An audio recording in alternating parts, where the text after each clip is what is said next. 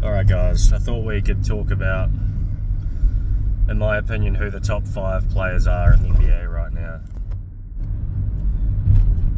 So I reckon at 5th, right now in the NBA, I would have to go with Giannis. And obviously, the last few years, he's dealt with quite a few injuries and you haven't really seen him in the playoffs, but I feel like we've got enough evidence to sort of know what we get out of him when he is healthy. That, you know, you're getting over 30 and 10, sort of 30, 10 and 5 pretty much every year, almost automatically. He's offensively one of the best in terms of what you're going to get out of him in a regular season in the league. I do feel like his defense though has sort of slipped off a bit. You know, he's not like when he win that title, I feel like he's probably a top 3, top 4 defender in the league. He's still really good in that avenue, but he's just dropped a little bit for me. And offensively, he's a freight train. Like his efficiency is insane because, you know, it's pretty much all dunks and layups, but that's kind of easy to defend in the playoffs because the thing with Giannis is you just build that wall, and he doesn't have a reliable enough outside shot. So that's the reason why he's up at 5th. But the scoring, the rebounding, the defense gets him to that 5 spot for me. Now, number 4 for me, I would have to go with Wemby at the moment. And the only thing holding Wemby back from being higher on this list is his offense. His offensive consistency, to be honest. We know he's the best defender in the league by a mile. Like, it's not even remotely close. He's 7'6". He's got arms that pretty much go to the top of the backboard. Like, he's huge. He changes the entire geometry of the floor when he's on defense. Certain shots that normal players can get off in one-on-one coverage, you just can't get it off on him. You know, you've got to change. You actually have to change your entire way you play. So he's extremely impactful on that end. Offensively, though, I think he just needs to focus more on playing closer to the basket. I get that he can shoot the 3, but he needs to be a bit more selective about how he's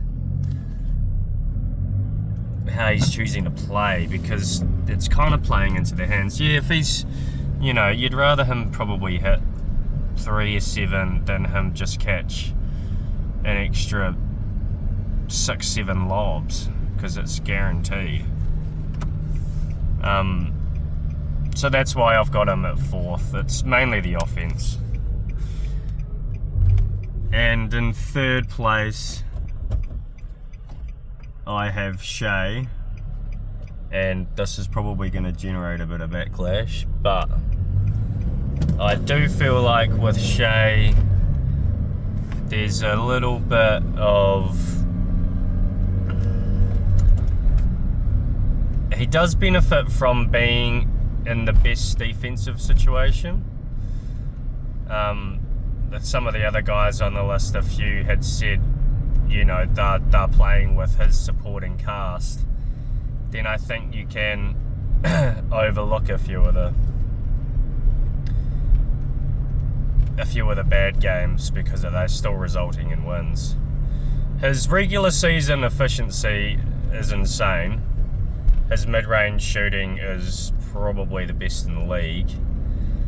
The thing that drops him out of the top 2 for me is he just doesn't have that high level playmaking. He's essentially, you know, he's more just a one-on-one player. He can make basic reads, but he's not like looking defenders off and really testing the defense too much in that sense. And the other aspect is his three ball's got a lot better, but it's still not there. Like the efficiency comes and goes, and the volume isn't very high. So even if he is shooting quite well that day, he's only probably hitting a couple, and then he's not getting defended like he's a knockdown three-point shooter. And in the number 2 spot, I have got Nikola Jokic. And I would hear an argument for him at number 1, to be honest. Very high on everything that he does. He's the best passing big man probably of all time. His basketball IQ is absolutely absurd. He's pretty much a 7-foot walking triple-double. The short range shot making, you know, it's just some of the things he does are just insane. It's all just pure skill, you know, like there's no high flying nature to his game. It's just he reads the floor well. The playmaking's nuts out of a big man. The 3-point shooting is offensively probably his only thing that kind of comes and goes, but you know, that's sort of nitpicking. Like he's a center. He's not. You don't need him really. When he is shooting that 3 though and hitting it at a good percentage, he's the best player in the league, in my opinion. But he hasn't been doing that these last few postseasons. I do feel like he can get a little affected by physicality over the length of a game. And defensively, this is sort of what sets him back for me, is center's the most important defensive position in the whole league, and he just doesn't offer any rim protection. So he's just got to be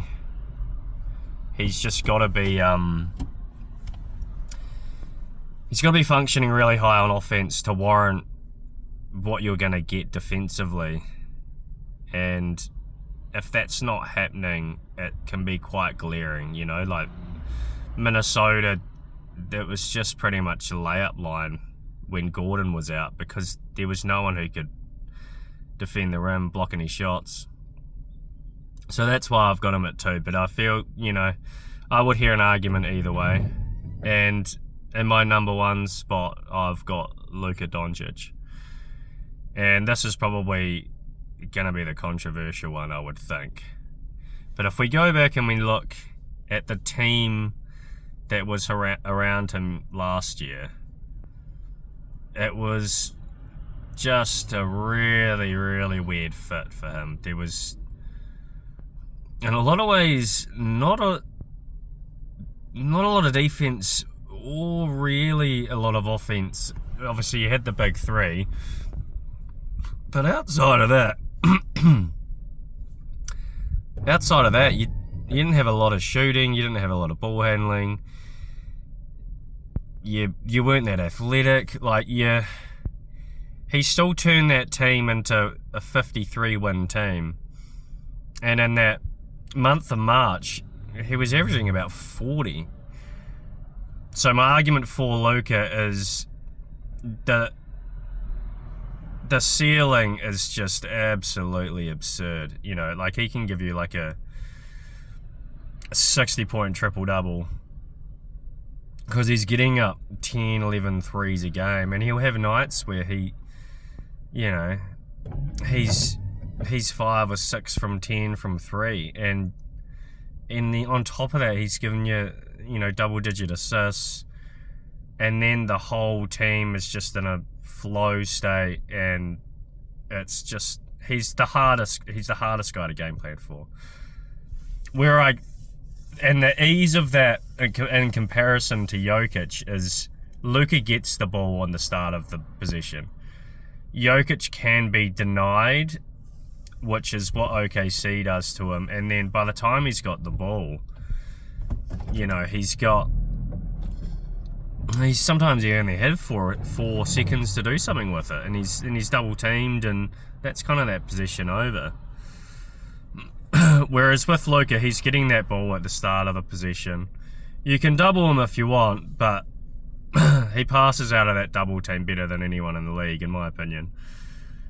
And it's just the pick and roll mastery, the one-on-one isolation scoring, the tier 1 playmaking, and defensively, yeah, he's not great on defense, I accept that, but it's a lot easier to hide a 6'8" wing defensively than it is a 7-foot center, and that's my argument for why Luka takes that number 1 spot.